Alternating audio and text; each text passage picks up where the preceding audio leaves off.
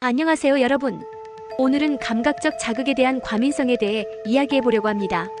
작은 소음에도 쉽게 긴장해요. 감각적으로 민감해져서 주변이 불편하게 느껴져요. 피하고 싶어지는 기분이에요. 이처럼 말씀하시는 분들이 많습니다.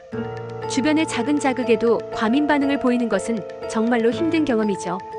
그 마음 진짜 잘 이해합니다. 감각적 자극에 대한 과민성은 여러 증상으로 나타납니다.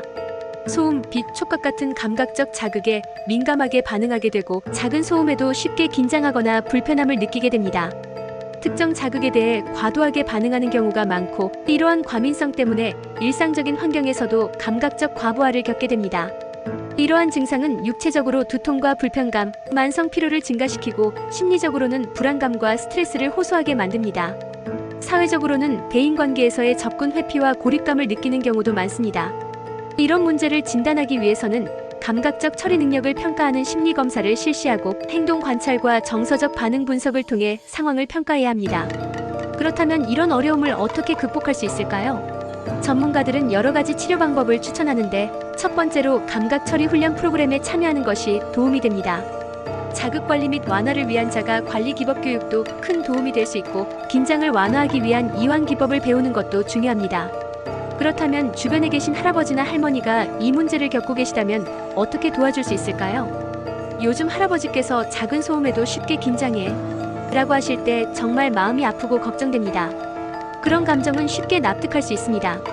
할아버지의 뇌가 조금씩 힘들어하고 있다는 신호가 될 수 있으니까요. 우선 주변 환경을 조정해보는 것이 좋습니다. 할아버지, 오늘은 조용한 공간에서 마음 편히 이야기해볼까요? 라고 하며 소음을 줄여주면 더 편안하게 느끼실 것입니다. 두 번째로 할아버지께서 스스로를 다독이는 연습을 해보는 것도 좋습니다. 할아버지, 긴장이 되면 깊게 숨을 쉬어보세요.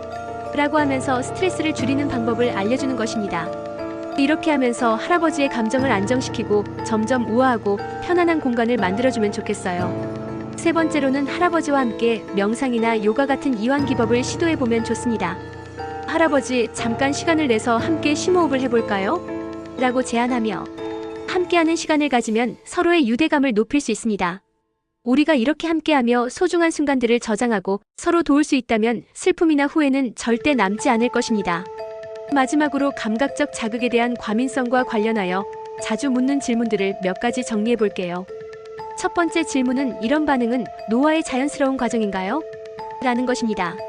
어느 정도는 그렇지만 이러한 문제를 개선하기 위한 치료와 훈련이 필요합니다. 두 번째는 어떻게 하면 감각적 과민성을 줄일 수 있을까요? 라는 질문으로 환경을 조절하고 이완 기법을 연습하는 것이 효과적입니다. 세 번째 질문은 전문가에게 언제 도움을 요청해야 하나요? 입니다.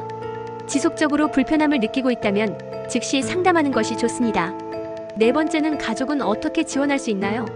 라는 질문으로 정서적 지지를 제공하고 소음 관리에 대한 도움을 주는 것이 필요합니다.